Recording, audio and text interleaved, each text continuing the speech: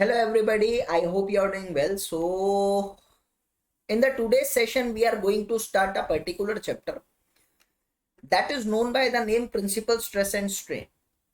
First of all, I want to say that in the previous session we have been gone through the particular topic of simple stress and strain, and I hope so every concept related to that, like stress कैसे आता है body के अंदर, stress induction के साथ strain कैसे induce होता है, स्ट्रेन जब आता है तो बॉडी में कौन सी एनर्जी स्टोर होती है, and the term related to the energy like resilience, toughness, elasticity, plasticity, Poisson ratio and everything related to that आप क्लियर कट कर चुके हो एकदम अच्छे से.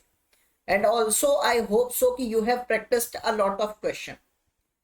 So in this chapter we are going to study about the complex nature of stress and strain, because in the previous one we have studied about the simple nature, and in this session we are going to start the complex nature of stress and strain. अब समझिएगा कि जो particular पहले हम लोगों ने पढ़ा है और जो अब हम पढ़ने वाले हैं उनमें रिलेशन तो आएगा लेकिन ज्यादा रिलेशन नहीं है. There is only the relation of one sentence that is known to be as कि स्ट्रेस और स्ट्रेन होता क्या है, बस इतना पता होना चाहिए था.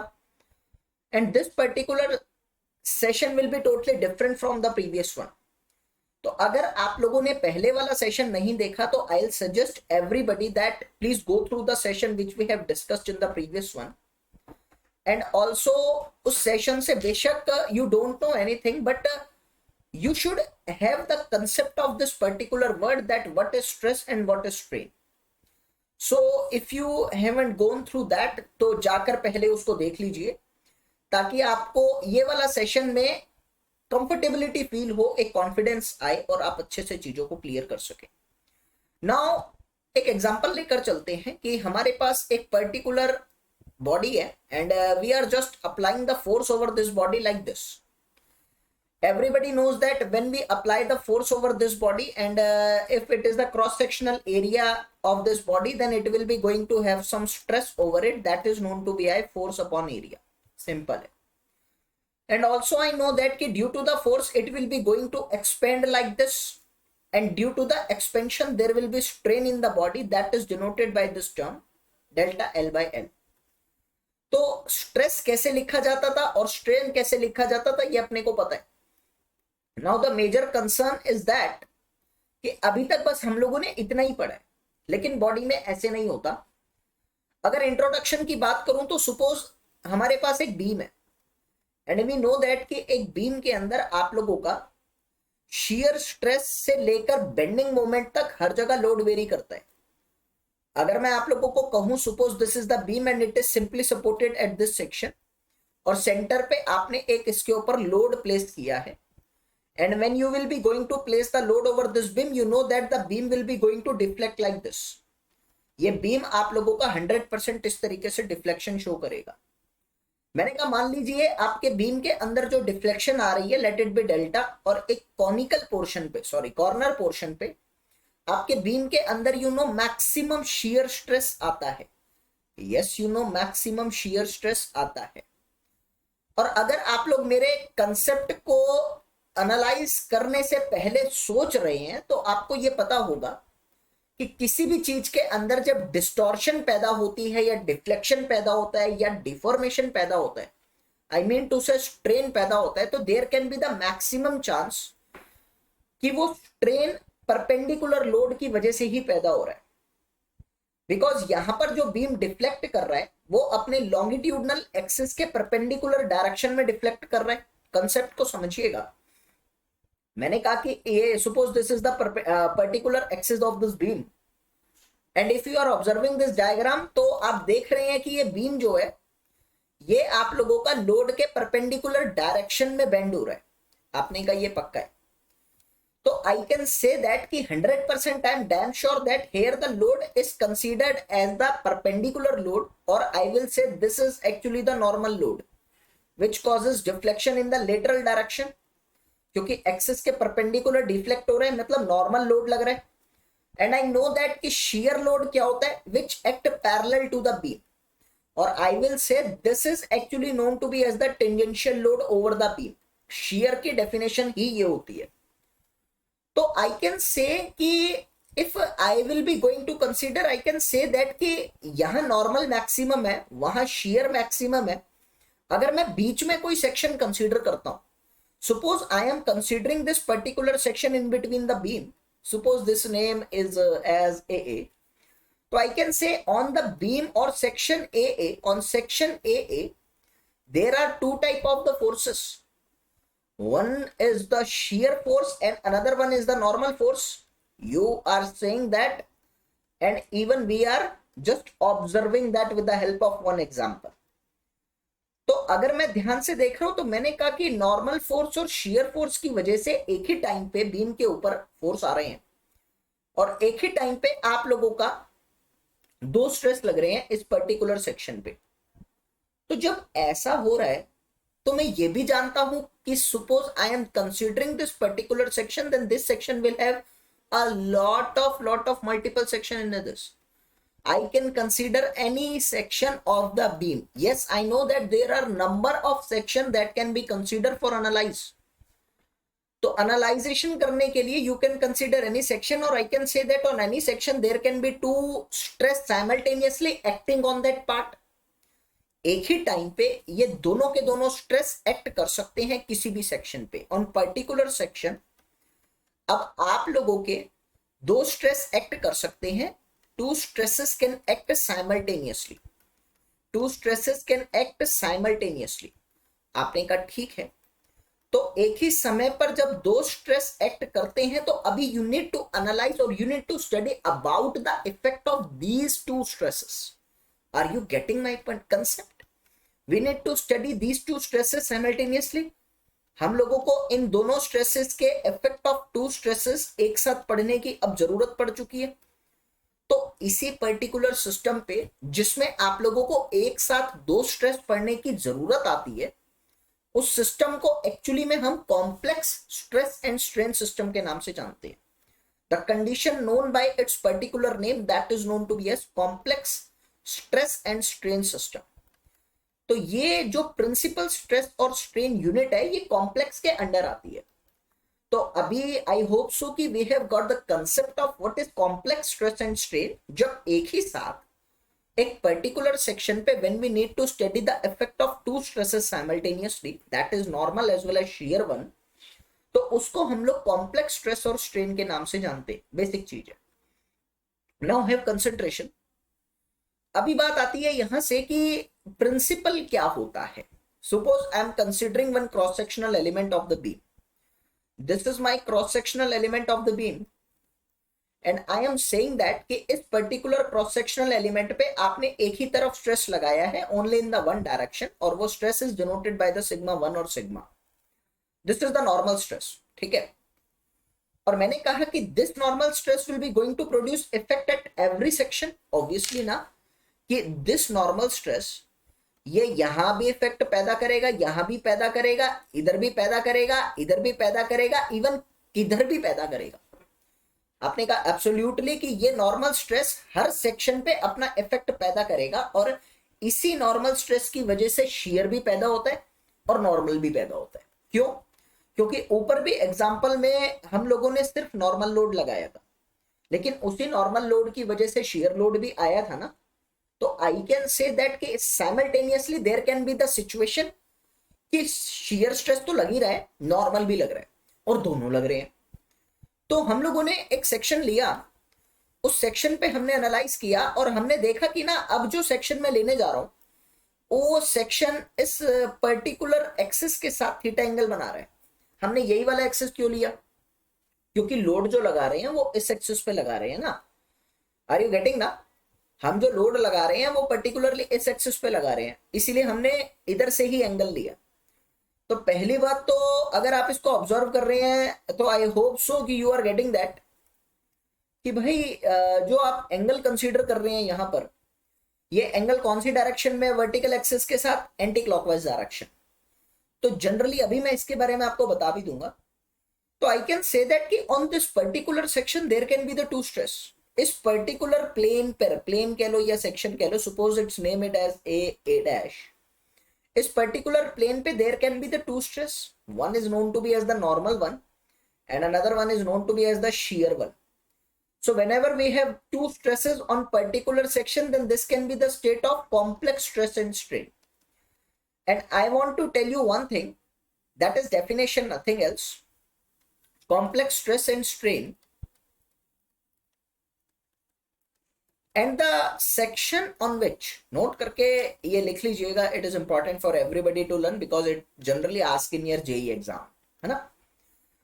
So I am saying that when we are getting one section, that on a particular section, when shear stress is equal to 0, on particular section, when shear stress equals to 0, or only the normal stress is acting on that, or only normal stress is acting on that, that is called what? That is called principal plane. Normal stress is acting on that, that is called principal plane. And the stress on that principal plane are called principal stress. Are you getting the term? What you mean by the term principal stress? The stress on that, I will tell you each and everything regarding this. अभी तो definition पढ़िए बस. The stress on principal plane is called principal stress. Got it? This is called principal stress. Now I have concentration. If I am giving you one particular example, that suppose there is one cross-sectional element, and on that cross-sectional element we are not having only the one stress, but we are having the two stresses acting over this, like this.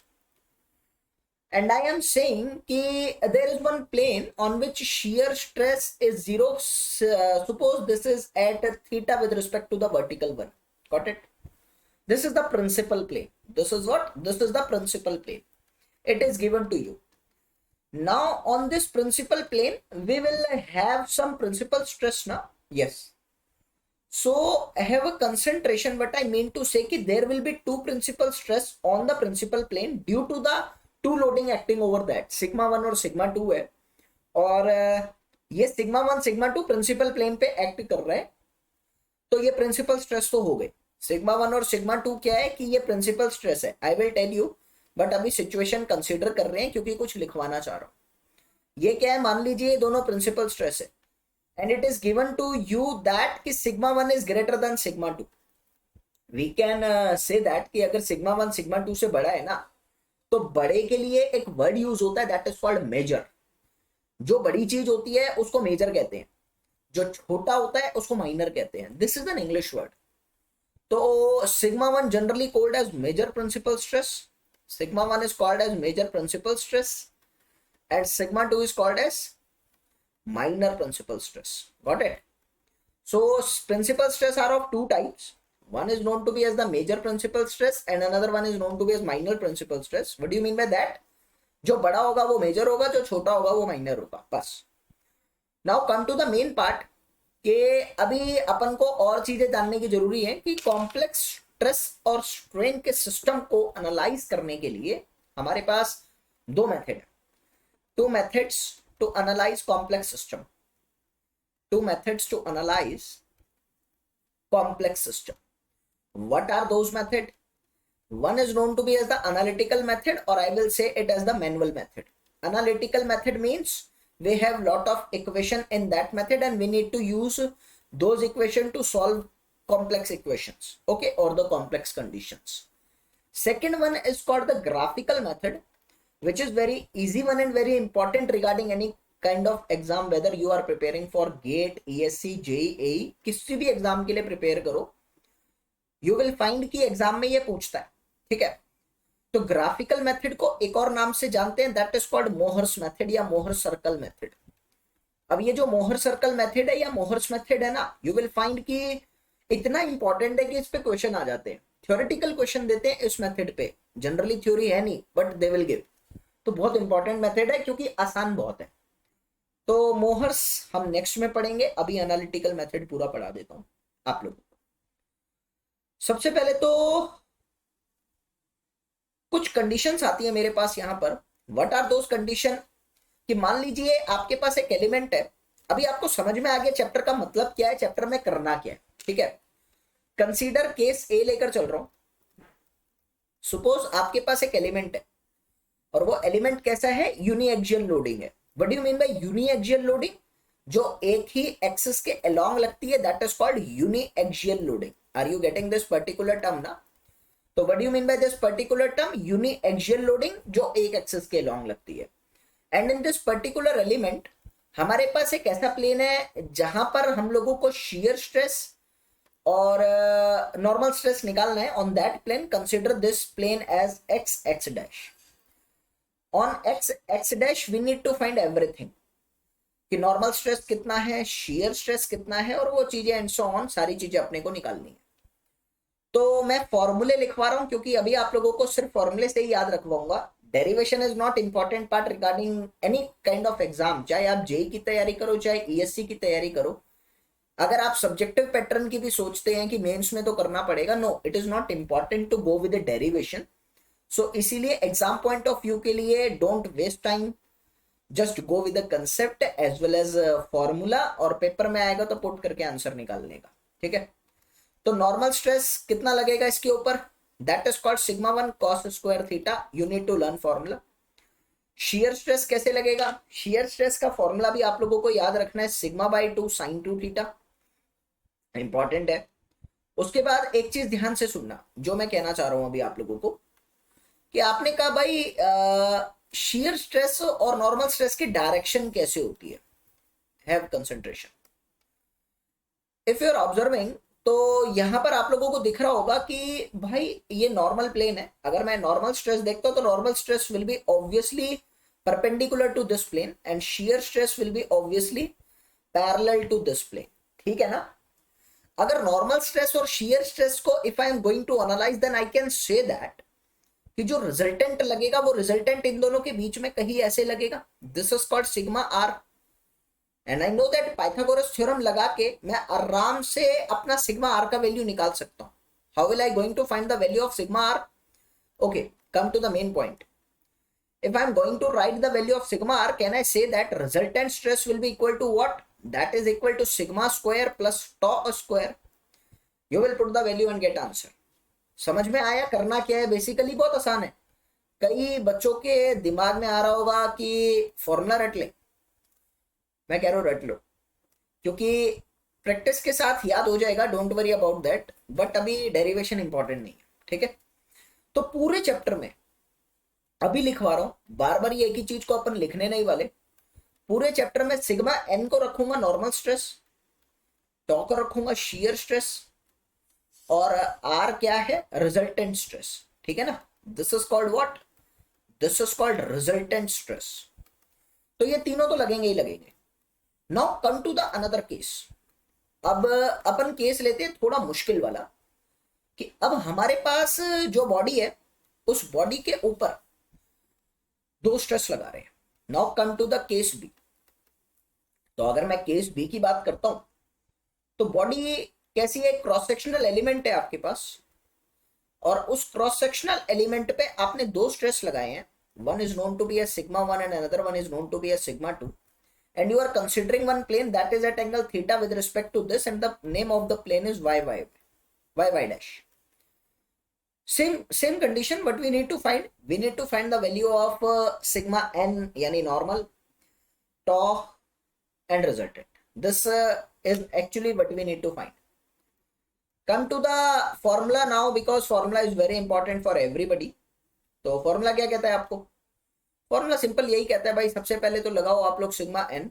तो sigma 1 plus में sigma 2/2 plus में sigma 1 minus में sigma 2/2 cos 2 theta.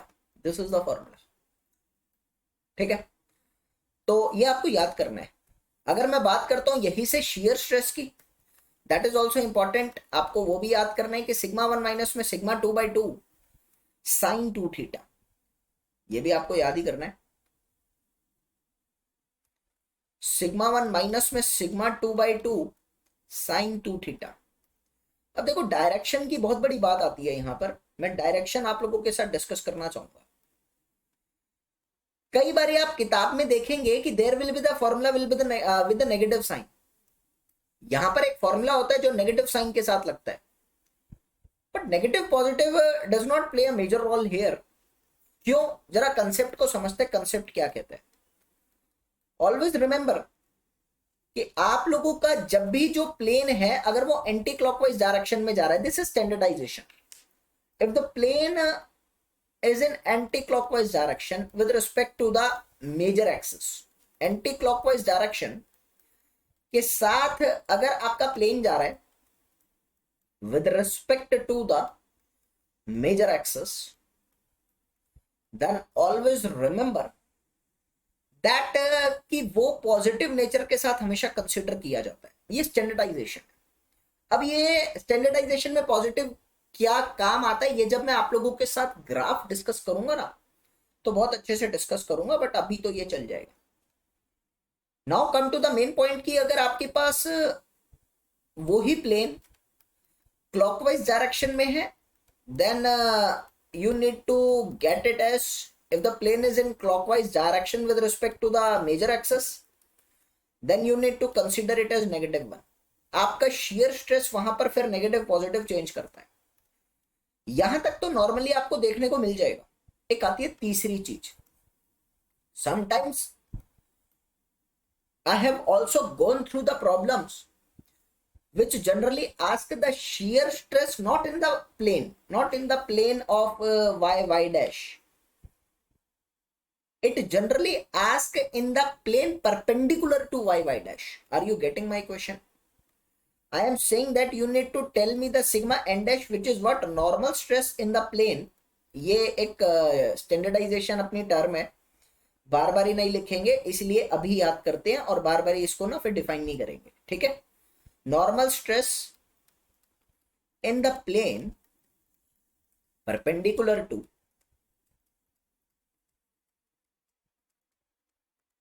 y dash. Are you getting this? तो उसका भी formula है। वो formula आपको क्या कह रहा है, सिग्मा 1 प्लस में सिग्मा 2/2 माइनस में सिग्मा 1 माइनस में sigma 2/2 cos 2 theta. This also you need to learn, got it? तो इंपॉर्टेंट है, बस फर्क एक ही आ जाता है, यहाँ माइनस लग जाता है। क्यों लगता है जरा उसको भी देखते हैं। एक मिनट में ऊपर वाला फॉर्मूला, हाँ ठीक है। इधर माइनस क्यों लगता है?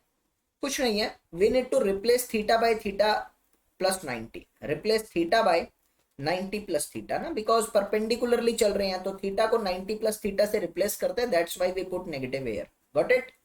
चल सिमिलरली अभी तीसरा केस और आता है, इसके बाद एक और केस आता है आपके पास, बट उससे पहले I need to tell you one thing कि अगर आप लोग कहते हैं कि shear stress को मैक्सिमम निकालना चाहते हो, what should be the condition for the shear stress to be maximum, तो how actually you will be going to find it? मैंने कहा फॉर मैक्सिमम नोट करके लिख लो, ऑब्जेक्टिव में पूछा जा सकता है। Also I will show you this in one liner. अगर आप टॉम एक्स निकालना चाहते हो तो you know that tau max का फॉर्मूला है सिग्मा 1 माइनस में sigma 2/2 sine 2 theta, means you can say that sine 2 theta maximum होना चाहिए, और साइन 2 थीटा की मैक्सिमम वैल्यू कितनी हो सकती है? 1। यस, तो इनडायरेक्टली मैं यहां से लिखता हूं कि भाई 2 थीटा 90 के बराबर होना चाहिए, यानी थीटा कितना होना चाहिए? या तो आपका ये 45 होगा, या मैंने लिखा 90 प्लस 45 होगा। क्यों? क्योंकि मैंने परपेंडिकुलर कंडीशन अभी बताई ना आप लोगों को। तो मैं यहां से एक चीज तो कह सकता हूं कि आप लोगों की ये कंडीशन आ गई, या तो ये 45 पे मैक्सिमम हो सकता है या ये 135 पे मैक्सिमम हो सकता है, और कितना हो सकता है वो भी फॉर्मूला इंपॉर्टेंट है। आपने कहा वो सिग्मा 1 माइनस सिग्मा 2/2, ये मैग्नीट्यूड है। अब कई जगह ये नेगेटिव साइन के साथ भी मिलता है, पॉजिटिव के साथ भी मिलता है, इसीलिए मैंने मैग्नीट्यूड साइन लगा दिया कि ये ऐसे मिलेगा। You need to learn this, formula है ये। क्वेश्चन नेक्स्ट में करवा दूंगा, अभी है नहीं मेरे पास, ठीक है। Now come to the another case. Now अभी बात आती है यहां से कि अगर आप लोग 45 डिग्री पुट करते हो, ऊपर वाले में भी देखना, अगर आप लोग ऊपर वाली कंडीशन को देख रहे हो तो आपका सिग्मा एन का फॉर्मूला क्या है? Sigma 1 plus sigma 2/2 plus sigma 1 minus में सिग्मा 2/2 cos 2 थीटा, और एन डैश क्या है, यानी परपेंडिकुलर प्लेन पे क्या है? Same minus cos 2 theta. ये 2 थीटा है भाई, यहां गलत हो गया, ये 2 थीटा है। Now I am saying that at a plane of theta equals to 45 degree, for theta equals to 45 degree plane के लिए मैं यहां से लिख सकता हूं सिग्मा एन का वैल्यू क्या होने वाला है, sigma 1 plus sigma 2/2 plus sigma 1 plus में sigma 2/2 cos 2 theta means 90 degree and everybody knows that 90 तो जीरो होता है. सो आई विल से कि नॉर्मल स्ट्रेस का वैल्यू कितना होगा, only and only sigma 1 plus sigma 2/2. Okay, now come to the another point as well. Sigma N dash कितना होगा, you will say sigma 1 plus sigma 2/2 minus में सिग्मा 1 माइनस में sigma 2/2 cos 90, cos 2 theta is 90 degree. So I will say this is also equal to this one. यानी मैं कह सकता हूं for 45 degree sigma 1 और सिग्मा एन डैश इक्वल होगा. Oh that's great ना, आपके एग्जाम में आ सकता है ये. Sigma N and sigma N dash R equal for 45 degree. यानी आपका 45 डिग्री पे जो लगता है वो ही 135 पे भी लगता है same. This is what, this is for the 45 degree one and this is perpendicular ना. So perpendicular means 45 plus 90 degree. So I can say that के the stress at the 45 degree will be equal to 135 degree. This is also equal. ठीक है, चलो. Now come to the another case as well. I am saying that इस पे आने से पहले वही निकाल दो, रिजल्टेंट तो निकाल लो पहले. रिजल्टेंट अभी भी दिमाग में आया. तो if you need to find the resultant one then you can say that sigma plus tau max का whole square. Basic when you will be going to put the value you will get answer. तो sigma 1 का क्या value था वो आपको पता ही है. सिग्मा 1 कौन सा, मैक्सिमम वाले की बात कर रहा हूँ फॉर 45 डिग्री, क्योंकि वैसे तो फॉर्मूला आप पुट कर सकते हैं. I am calculating it as for 45 degree क्योंकि 45 डिग्री पे टॉम एक्स आता है. ठीक है, तो समझ में आ रहा है ना. ये रखा टॉम एक्स का वैल्यू मैंने क्या किया, सिग्मा 1 प्लस सिग्मा 2/2 का माइनस में था whole square. Now I will solve it and get the answer. This one is I hope so understood by you. Now there is also one other term. So what term आती है, angle of obliquity. Come with that also. When you are going to solve it, you will get it as root of sigma 1 square plus sigma 2 square by 2. You need to learn it. That is very important for everybody. आप देखेंगे आपके exam में direct फॉर्मूले ही आते हैं. इस chapter से तो खासकर जेई में फॉर्मूले ही पूछता है वो. अब इसके बाद बात आती है, there is also one another term that is called angle of obliquity. Nothing. I will say that suppose there is one element and this element can have different planes. This can be the plane, this can be the plane, this can be the plane, this can be the plane. There are many planes on which we need to find the stress. But there is only one plane जहां member fail होने के पूरे chance है. यहां member हो सकता है fail ना हो. It will be going to bear all the loads or all the stress. यहां भी फेल ना हो बट इस पर्टिकुलर प्लेन पे आके मेंबर फेल हो जाए. यानी at different value of angle हमें डिफरेंट वैल्यू ऑफ थीटा पे डिफरेंट नॉर्मल स्ट्रेस और शियर स्ट्रेस मिलते हैं पक्का फॉर्मूले में. तो मैंने कहा एक पर्टिकुलर एंगल पर आप लोगों का मैक्सिमम ऐसा स्ट्रेस लगा जहां फेलियर हो सकता है. तो वो that particular angle of the plane जहां पे आप लोगों का फेल हो सकता है या मैक्सिमम स्ट्रेस बॉडी का लग रहा है, उस पर्टिकुलर एंगल को हम लोग क्या कहते हैं, एंगल ऑफ ऑब्लिक्विटी. बॉडी के लिए कभी कांस्टेंट रह नहीं सकता, फिक्स तो रहेगा नहीं. तो हम क्या कहते हैं एंगल ऑफ ऑब्लिक्विटी को, first of all it is denoted by the term beta. तो we denote it as by the formula tan beta will be equal to what, maximum shear stress upon normal stress. तो maximum shear stress means it will be going to denote the failure plane. So I can write it as an angle of obliquity means angle of failure plane. You need to learn this. Clear है? Angle of failure plane with respect to major axis.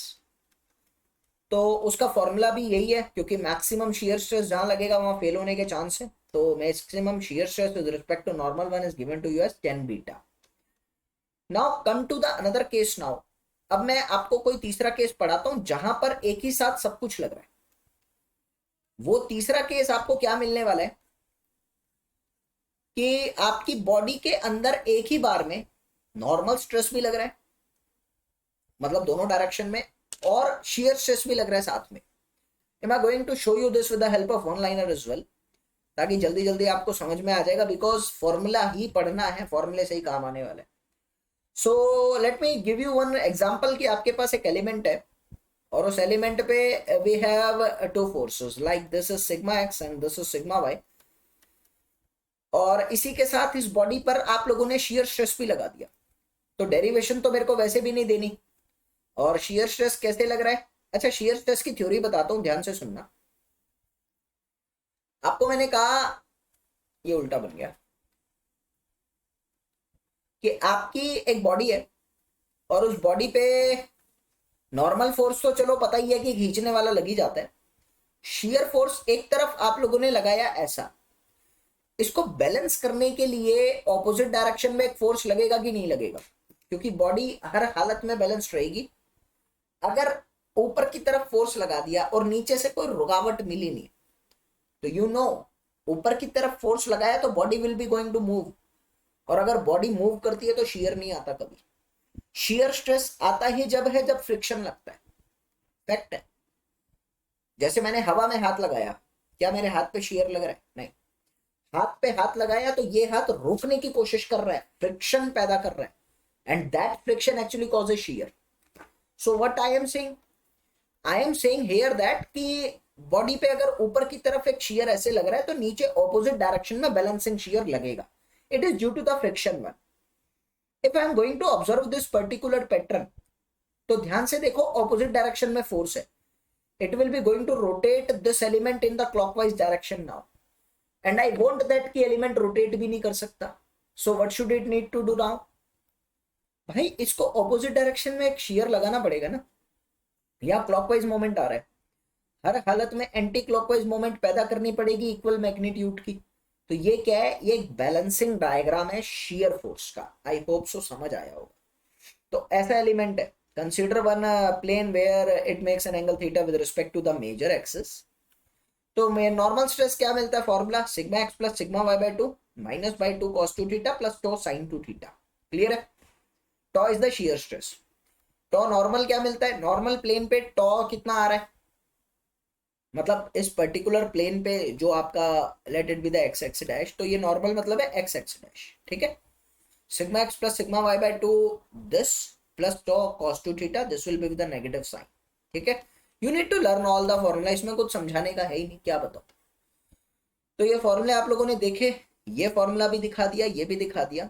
Resultant निकालने के लिए I need to go with this one only, क्योंकि पता ही है A square plus B square plus two A B cos theta formula. ये कौन से वाला फॉर्मूला लगा रहा हूं मैं? पढ़ा होगा हमने बहुत बारी। Resultant equals to what? Root of A square B square two A B cos theta. ठीक है ना? इस फॉर्मूले से काम होता है, बेसिक चीज थी। तो ये सारी चीजें डिस्कस करिए आप लोगों के साथ। कुछ चीजें यहाँ पर जो मैं ऑलरेडी बता चुका हूँ वो ही यहाँ पर लिखी हुई है। डेरिवेशन दिखा रखी थी बट मैंने शो नहीं करवाई क्योंकि फॉर्मूले काम के हैं अभी। जब मेंबर पे बाई एक्सियल स्ट्रेस लगता है इक्वल मैग्नीट्यूड का, तो नॉर्मल स्ट्रेस इसके बराबर आता है। फॉर्मूले में पुट करते हैं वैल्यू तो काम आ जाएगी। हम लोगों ने देखा कि जब मेरे मेंबर के ऊपर इक्वल मैग्नीट्यूड का तो नहीं, सिंपल बाई एक्सियल स्ट्रेस लग रहा है, मानकर चलिएगा, अभी दिखाता हूं। हियर आपके दो स्ट्रेस लग रहे हैं, जहां दो स्ट्रेस लगते हैं उसको कहते हैं बाई एक्सियल, दो एक्सिस पे स्ट्रेस आ रहे हैं, this is called the by axial. और इससे ऊपर वाला केस क्या कहलाता है? इससे ऊपर वाला केस कहलाता है uniaxial, this is called uniaxial. Clear है? लिखा था केस, ये रहा यूनी एक्सियल। तो बाई एक्सियल में आपको फॉर्मूला पता ही था, अगर दोनों इक्वल है तो what will be the stress value. मेरे को पता है यार, दोनों इक्वल है तो ये वाली टर्म तो जीरो हो गई ना, सेकंड वाली नीचे वाली ये आ गई सिग्मा के बराबर और ये पूरा जीरो बन जाएगा अपने आप। तो you will find sigma N sigma के बराबर आएगा और टॉ जीरो हो जाएगा, सिंपल है। अगर बायएक्सियल स्ट्रेस है इक्वल मैग्नीट्यूड का बट डायरेक्शन ऑपोजिट है तो क्या आएगा? डायरेक्शन अगर ऑपोजिट है मींस क्या होगा? एक स्ट्रेस आपका सिग्मा लग रहा है, इधर ही देख, आपको पता है ऑपोजिट डायरेक्शन का मतलब क्या है?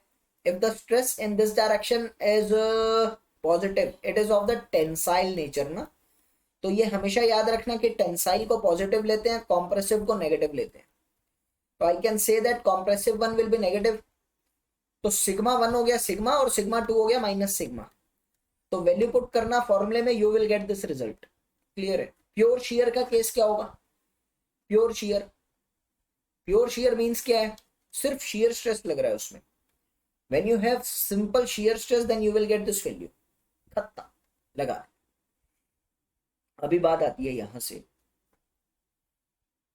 कि आप लोगों का ये वैल्यू आया कैसे? लगा दो ना, ऊपर वाले फॉर्मूले से आया भाई। कैसे आया देखते हैं।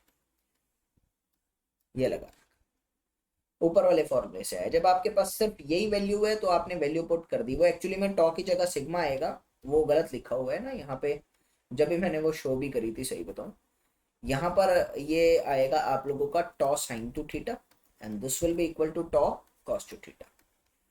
क्लियर? ये वैल्यू जस्ट पुट करिए और आंसर आ गया। तो वो सब आपको पता है, उसमें कोई दिक्कत नहीं है। Now I have already told you that कि मैक्सिमम और मिनिमम कंडीशन क्या है। बाकी ये जो दिखा रखी है this we will be going to discuss in the Mohr circle one, तो अभी इसके बारे में डिस्कस नहीं कर रहे, मोहर सर्कल में पढ़ेंगे। फिलहाल I need to tell you something extra जो शायद आपको जनरली दिखेगा नहीं, दिखेगा इन द सेंस पढ़ाया नहीं जाता, ठीक है? तो उस पर गौर करेंगे अभी हम। क्या है वो टर्म? फर्स्ट ऑफ ऑल आपको समझ में क्या क्या आया?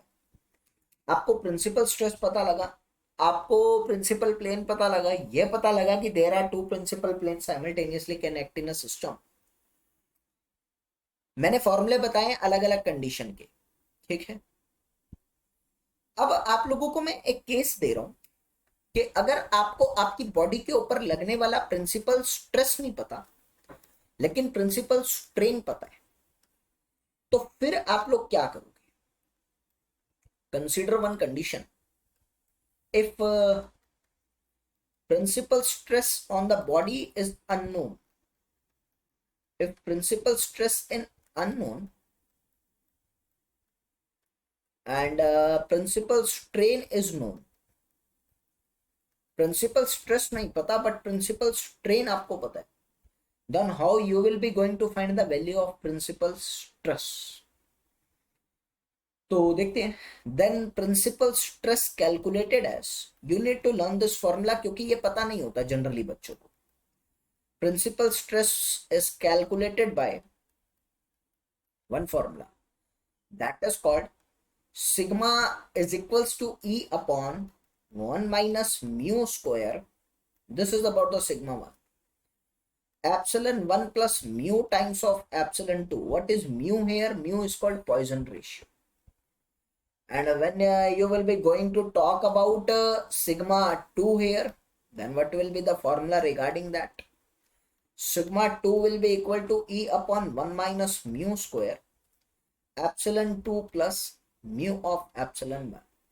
So these are the two formulas which you need to be focused, because ये जनरली आपको देखने को नहीं मिलेंगे और आप देखेंगे यूट्यूब पे ये सब नहीं बताया जाता है, ठीक है? इसीलिए जरूरी है। क्लियर है? नाउ लेडीज एंड जेंटलमैन, इसके बाद बात आती है मेरी यहां पर कि भाई अगर आप लोगों को एप्सिलॉन 1 एप्सिलॉन 2 तो पता होगा ना? नहीं, मैं लिखवा दे, एक मिनट। मेजर प्रिंसिपल एक्सेस, ये मेजर प्रिंसिपल स्ट्रेन है and epsilon 2 is minor principal strain. Similarly, sigma 1 क्या है? Major principal stress. This is the major principal stress and this is the minor principal stress. Clear है? So I hope so you clear cut all the concept required for JEE exam as well as we have gone through the concept required for the GATE also. तो इससे ज्यादा कुछ है नहीं analytical method में, questions मेरे पास अभी है नहीं. In the next session we are going to discuss about the question as well as Mohr's method भी उसी में खत्म कर लेंगे. So I need to go now. Stay tuned with me and also tell your colleagues की आकर आप लोग भी पढ़िए, बिकॉज एवरी लेक्चर हम कुछ ना कुछ नया देखते हैं जो जनरली स्टूडेंट को नहीं पता होता. सो